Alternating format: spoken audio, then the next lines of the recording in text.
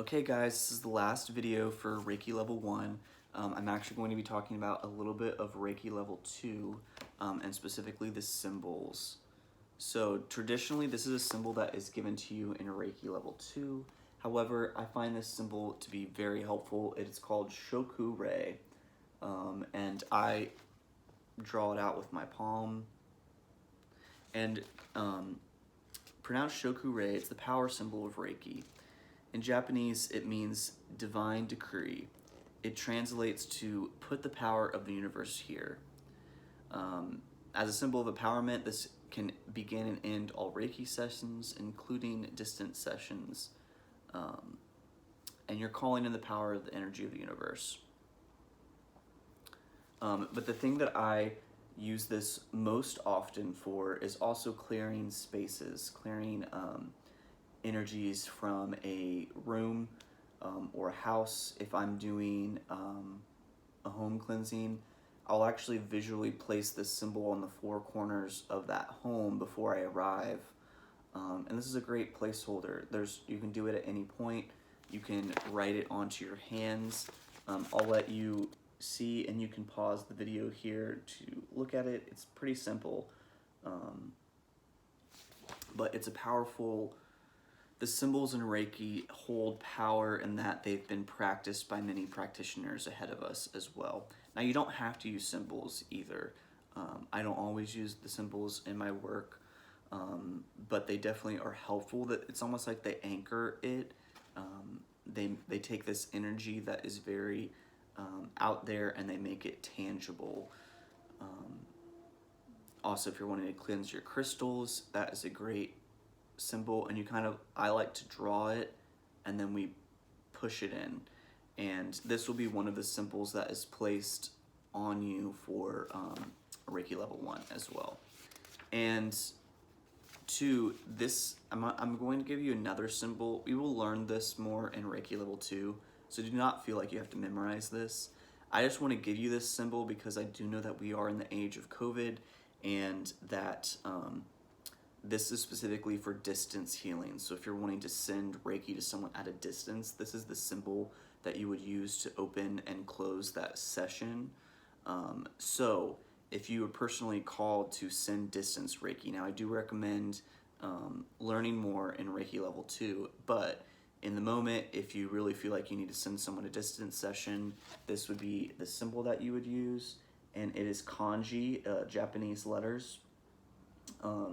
And so just pause that. If you feel like you need to use that, that is there for you. It's called Hon Sha Ze Sho Zen, and it means the Buddha or God in me reaches out to the Buddha, a God in you, to promote enlightenment and peace. So like I said, we'll go much more in depth to those symbols, how to use them, and other more in-depth aspects in Reiki Level 2, but feel free to use those symbols. And I would recommend, I'm going to offer Reiki Level 2, I believe, in probably April. So I do recommend spending time at least a month with Reiki Level 1 before going into Reiki Level 2. Sometimes people combine Reiki Level 1 and 2 into one class. I just feel like there's so much to go over and so much to cover that I would rather a student really understand something before moving on.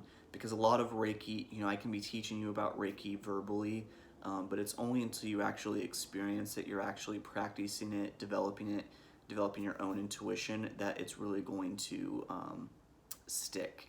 It takes practice. So that's also too why I recommended offering 10 sessions for free to start off. And yeah, if you have any questions, let me know. I'm going to send you Shoku Rei as well to empower you, and I look so forward to sending you guys your attunements. Please reach out to me with a time that works for your schedule, and we will find time to do that attunement. And thank you guys again so much for trusting me with beginning your Reiki journey, and me teaching you the information. Like I said, there is so much more information out there. I highly recommend getting a book like this one or others. just learning more about the history of it, how to do group healing. And like I said before, in the book I'm going to be giving you, there are specific hand placements should you choose to do hands-on. Part of me feels bad because I don't do hands-on movement, so I didn't teach you that, which is traditional. Or I didn't teach you that through my session, but the guides or the illustrations in our book are very easy to follow along, and Kaylana has done a great job of explaining it, so I really don't feel like you're gonna miss out on anything. And then also too, you can work on the back as well. Most of my sessions I do just the front because that takes up to 90 minutes for a full session anyway. I am going to start offering back sessions for a client who's already come for a front session. When you work on the back, you're releasing a lot of different energies. The back stores, there's so much that's stored on our back, it's our past, etc. So Reiki on the back is very important. I just personally have been doing so many sessions that most people want to start with the front. But if you have someone who you feel like needs to start with their back, then by all means go ahead. Like I said, once you become attuned, you are your own Reiki practitioner, and it's your responsibility to trust that intuition. So I really encourage you all to get in touch with your spirit guides, really get in touch. And thank you guys. I think I've covered almost everything for Reiki 1.